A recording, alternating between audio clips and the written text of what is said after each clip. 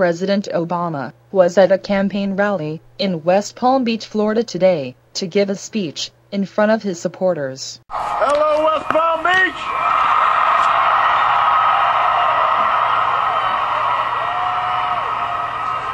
Oh, it is good to be back!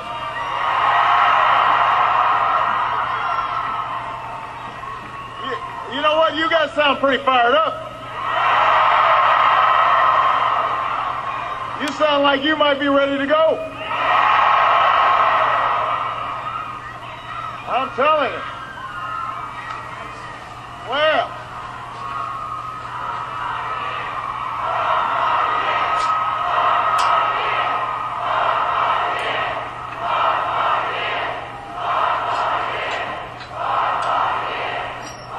Thank you. Thank you. It is good to be back. It is good to see some great friends in the House. We've got your outstanding Senator Bill Nelson in the House.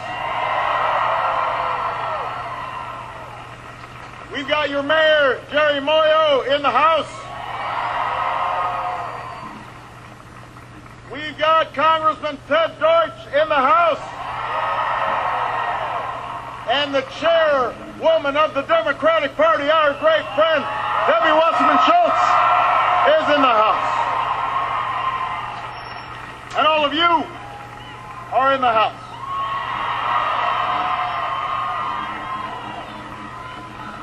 Now,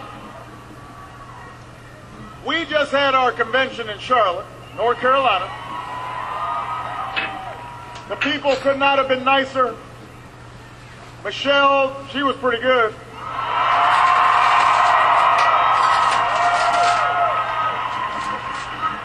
So I want to give advice to young men out there. When you marry up. You improve the gene pool. President Clinton was amazing. Somebody sent out a tweet right after he spoke. They said, he needs to be made Secretary of Explaining Stuff.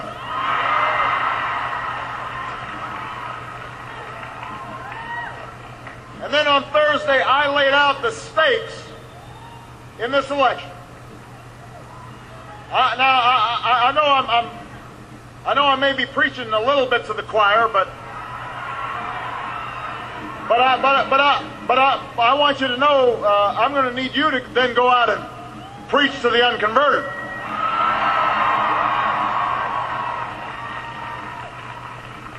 Both sides have now made their arguments. And there's a choice that we've got to make. And it's the clearest choice we've seen in a generation.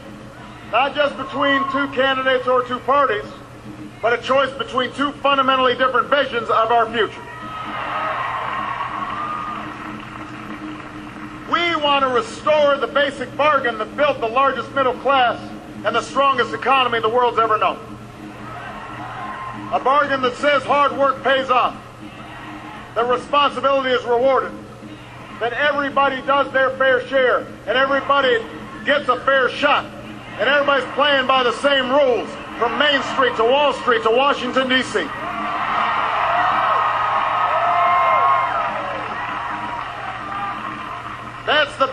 That's the basic bargain that led me to run for president.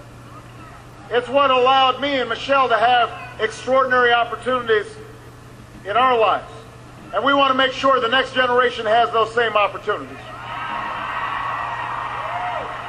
And we had just gone through a decade in which jobs were being shipped overseas and families were having trouble making ends meet.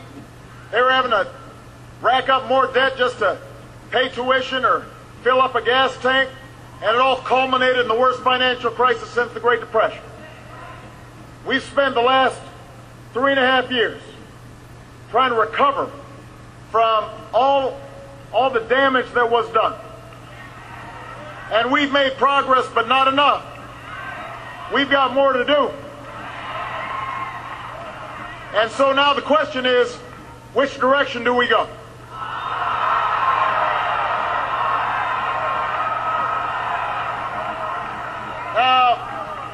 the Republicans, they disagree with you. No, no. Don't boo, vote. Vote.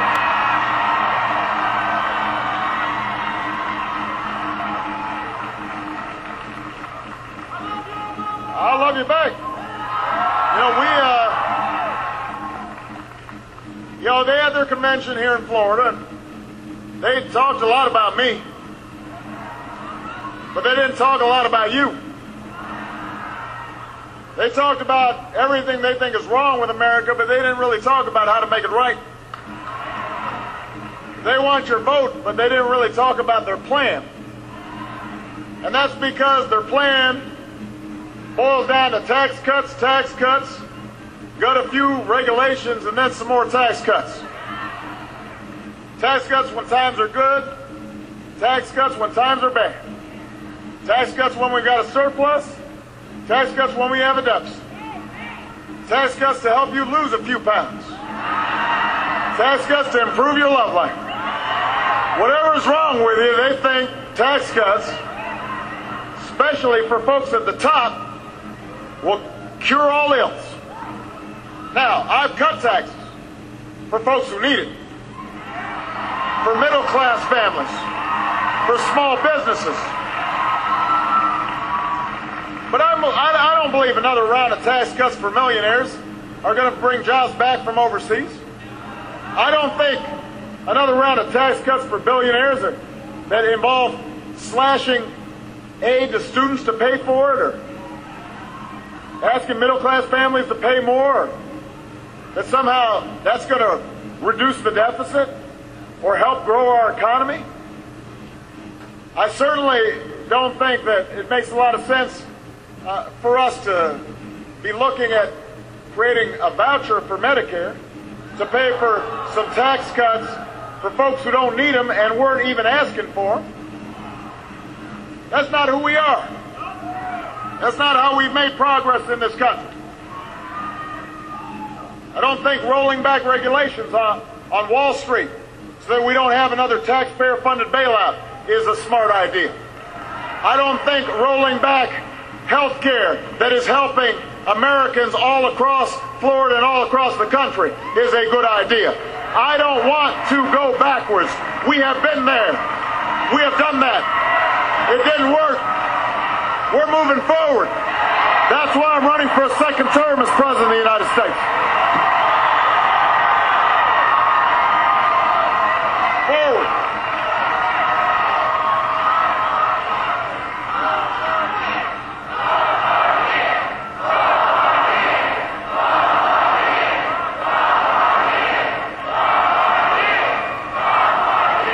Now, I won't pretend that the path I'm offering is easy.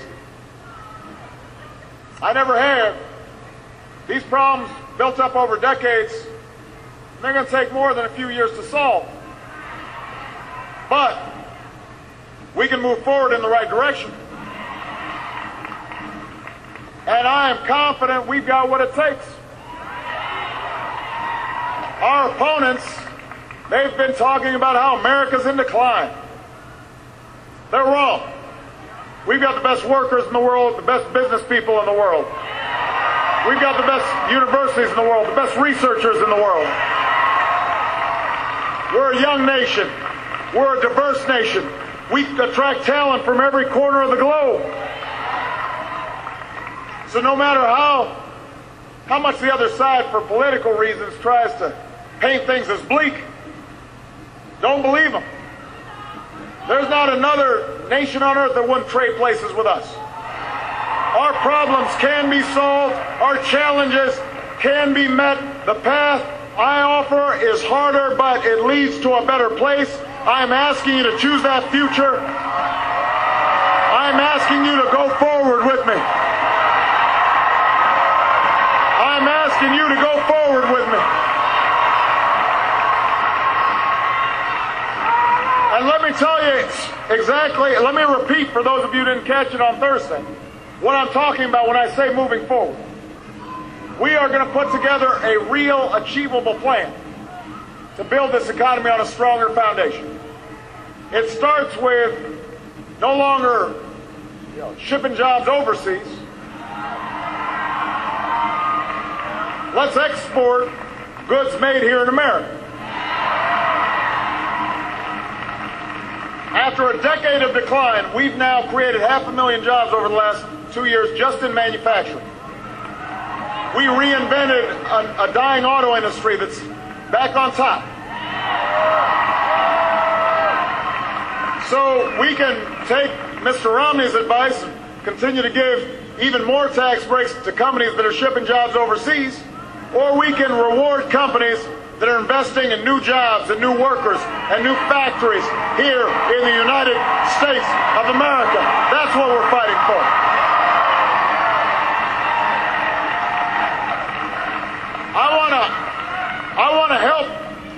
I want to help American factories and small businesses export more. We can create 1 million new manufacturing jobs in the next 4 years. You can make that happen. Second part of our plan, let's control our own energy.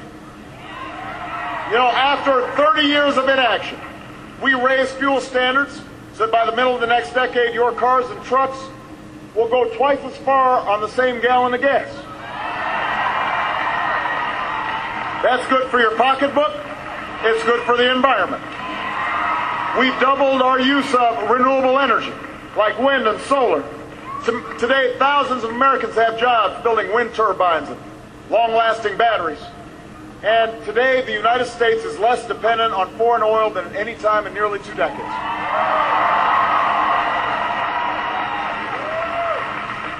So, you have a choice. We can build on that progress or we can reverse it like my opponent recommends. I think he's wrong. Don't boo, vote. Unlike my opponent, I don't intend to let oil companies write our country's energy plan or endanger our coastlines. And I don't want them to keep collecting $4 billion of corporate welfare from our taxpayers. We've got a better path. We keep investing in wind and solar, clean coal technology, farmers and scientists harnessing new biofuels to power our cars and trucks, construction workers building homes and factories that are more energy efficient, developing a 100-year supply of natural gas.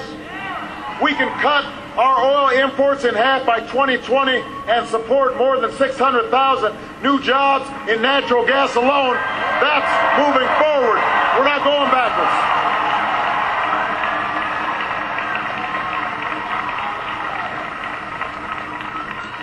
Third, we're going to build on the reforms we have initiated and make sure that Americans are getting the chance to get the skills they need to compete in this 21st century economy. You know, education was the key to opportunity for me, key to opportunity for Michelle, key to opportunity for many of you. It's the gateway to a middle-class life. And that's why, for the first time in a generation, we've pushed every state almost to answer our call to raise standards for teaching and learning. Some of the worst schools in the nation have made real gains in reading and math. Millions of students are saving money, paying less for college because of the work we did to keep the student loan program on track and improve the Pell Grant program. So, you can take their advice and gut education, or we can decide in the United States no child should have her dream deferred because of an overcrowded classroom, or because a family can't afford to send her to college. No company should have to look for a worker someplace else because they couldn't find the right skills for workers here in the United States. So, I need you to help me. Recruit 100,000 new math and science teachers. Improve early childhood education. Let's provide 2 million more workers the chance to learn skills at community colleges for jobs that are out there right now. And let's work with colleges and universities to lower tuition, because it is not a luxury for young people, it is a necessity. That's what I mean when I say we need to move forward, not backwards.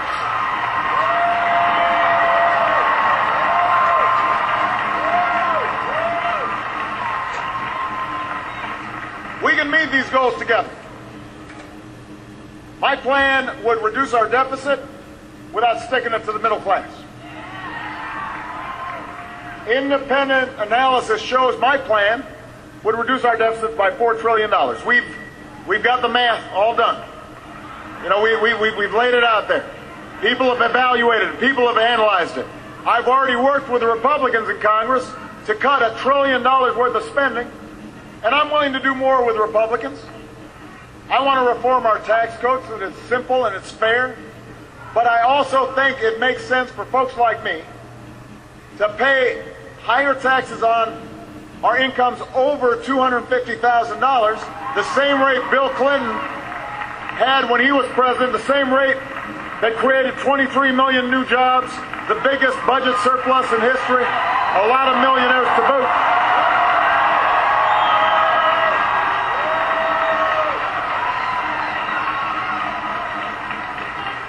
Now, I guess my opponent has a plan, but there's one thing missing from it: arithmetic.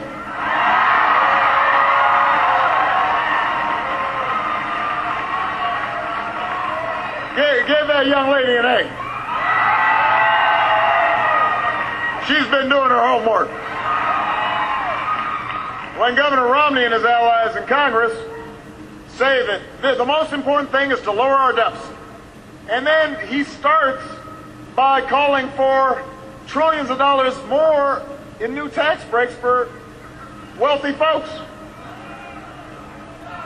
You know, and they were asked about it today.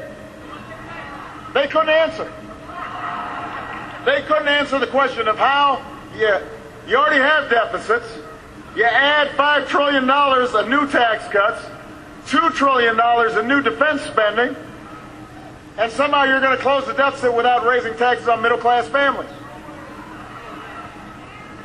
They did not take their arithmetic course. They need to talk to this young lady and get some tutoring.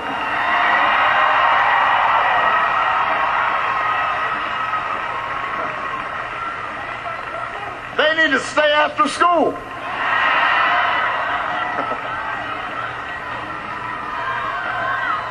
They need to get some extra study hall in there. No recess for you.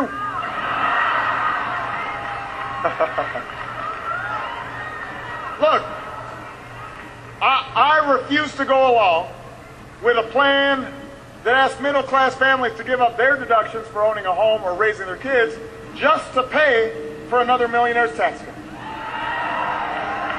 I refuse to ask students to pay more for college or kick children out of Head Start programs or eliminate health insurance for millions of Americans who are poor and elderly or disabled just so those with the most can pay less.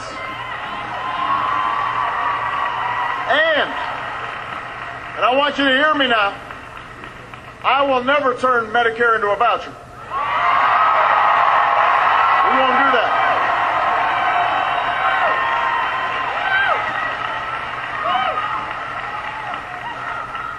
Here's what you need to know. I have strengthened Medicare. We've added years to the life of Medicare. We did it by getting rid of taxpayer subsidies to insurance companies that weren't making people healthier. The other side knows that. In fact, it was in their budget. All the savings we achieved. Now they're pretending like somehow it affected beneficiaries when they know it doesn't. We took that money that was going to the insurance companies, used part of it to help lower prescription drug costs for seniors, to offer free preventive care for seniors. We thought that was a good idea. They may think it's a bad idea, but I don't. They want to give the money back to the insurance companies, put them in charge of Medicare. There was one report that just said that by the end of the next decade, under their plan, you would see as much as $16 to $26 billion in new profits for insurance companies, paid for by taxpayers. Why would we do that? The cost of folks who are currently on Medicare could rise by thousands of dollars so that insurance companies are making those billions of dollars in profits. That's not a good plan. So here's the bottom line. Their plan bankrupts Medicare over the long term, and actually over the short term means the trust fund runs out of money by 2016. Our plan strengthens Medicare. I believe no American should ever have to spend their golden years at the mercy of insurance companies. I believe every American who works hard should be able to retire with the dignity that they have earned. And I want to be honest with you. We're going to have to strengthen Medicare for the long haul, and that requires some reforms. But we'll do it by reforming the way that healthcare delivery system works, so that we're reducing the cost of health care, not by asking seniors to pay thousands of dollars more. And we're going to keep the promise of Social Security by taking the responsible steps to strengthen it, not by turning it over to Wall Street.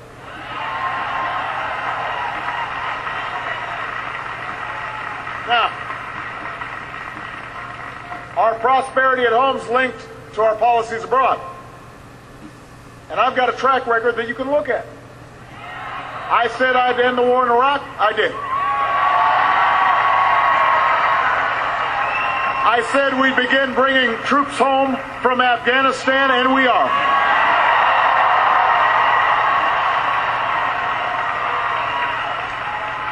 And while a new tower rises above the New York skyline, and as we pause to remember those that were lost this coming Tuesday on September 11th, we know that Al-Qaeda is on the path to defeat, and Osama bin Laden is dead.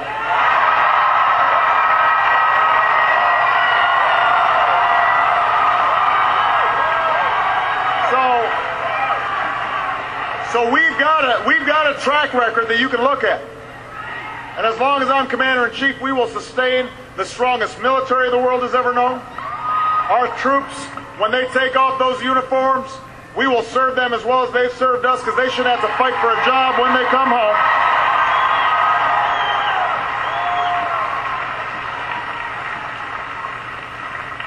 But you know, my opponent has a different idea. He said the way we ended the war in Iraq was tragic. Doesn't have a plan to end the war in Afghanistan. Well, you know what? You know, if you don't even mention Afghanistan, that's a problem when you accept the nomination. So I'm assuming he doesn't have a plan. And while my opponent would spend more money on military programs that our Joint Chiefs don't even want, at a time when we're supposed to be reducing our deficit, I'd use the money that we're no longer spending on war to pay down our debt and put more people back to work, rebuilding bridges and roads and schools and runways. We need to do some nation building here at home. That's what we need to do. So, that's the choice we now face. That's what this election comes down to. The other side says bigger tax cuts and fewer regulations are the only way. They basically argue, you know, since government can't do everything, it should do almost nothing. If you don't have health care, hope you don't get sick. If you can't afford college, borrow money from your parents. That's what he said. I mean, I quoted him. I didn't make that up. We've got a different idea. That's not what America's about. We believe in individual initiative. We believe you're not entitled to success, you got to earn it. We believe in hard work. We believe in rewarding the dreamers and the risk takers and the strivers, the small business people who make this country run. We believe in the free enterprise system. But we also believe we've got obligations to one another. We also believe this country only works when we're thinking about future generations, not just this one. We understand America's not just about what can be done for us, but what can be done by us, together, as one people, as one nation. That's what we believe. That's what we mean when we say we're going forward.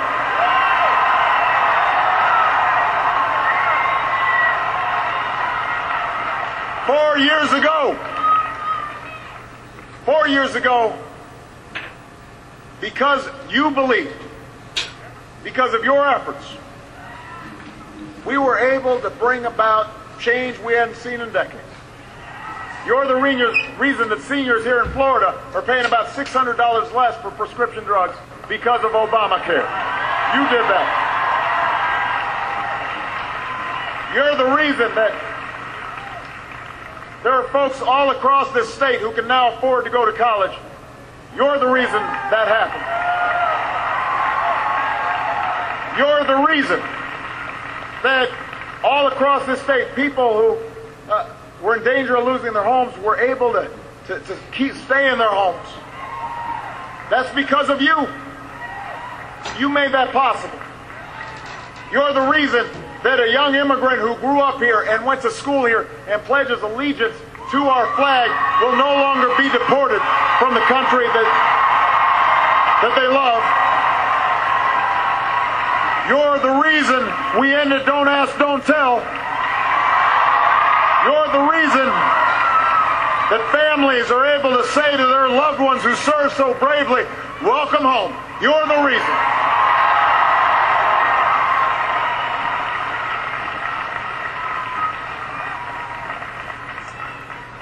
But we've got a long way to go. And you know, sometimes on a journey you get tired. And there will be voices that whisper in your head to be cynical, to think you can't make it. And you've got to turn that away. You can't buy into that cynicism.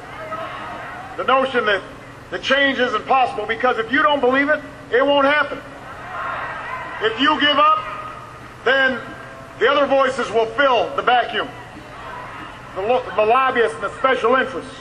The folks who are writing the $10 million checks to run all those negative ads.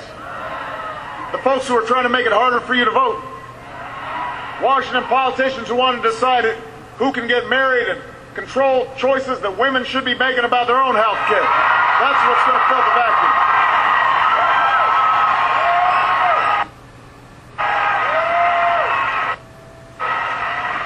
We can't let that happen, Florida. We've come too far to turn back now. If you're not registered to vote, I need you to register. Go to gottaregister.com. If you don't know how to vote, maybe you're 17, turning 18, first time, go to gottavote.com. If you're already registered and you're already going to be voting, then you've got to grab your friends. You've got to grab your neighbors. You've got to grab your cousins, your aunts, and your uncles. You've got to corner and your grandparents. You've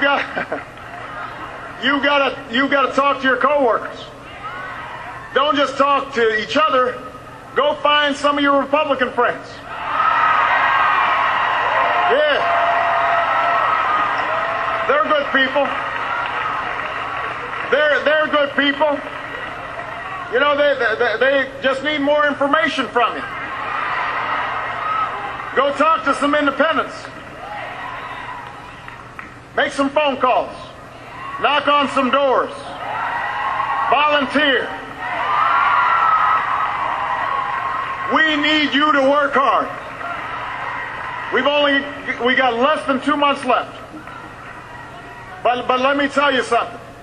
If you give it your all for these next 2 months, I'm confident we're going to get there. We can't let up now, because we've got more good jobs to create. We've got more homegrown energy to generate. We've got more good schools to build and more great teachers to hire. We've got more young people to send to college. We've got more troops to bring home. We've got more vets to take care of. We've got more doors of opportunity. We've got to open up to everybody who's willing to fight for it and work for it. And if you do, we'll win Palm Beach County. And if we win Palm Beach County, we will win Florida. And if we win Florida, we win this election. We'll finish what we started and remind the world why the United States of America is the greatest nation on earth. God bless you. God bless America.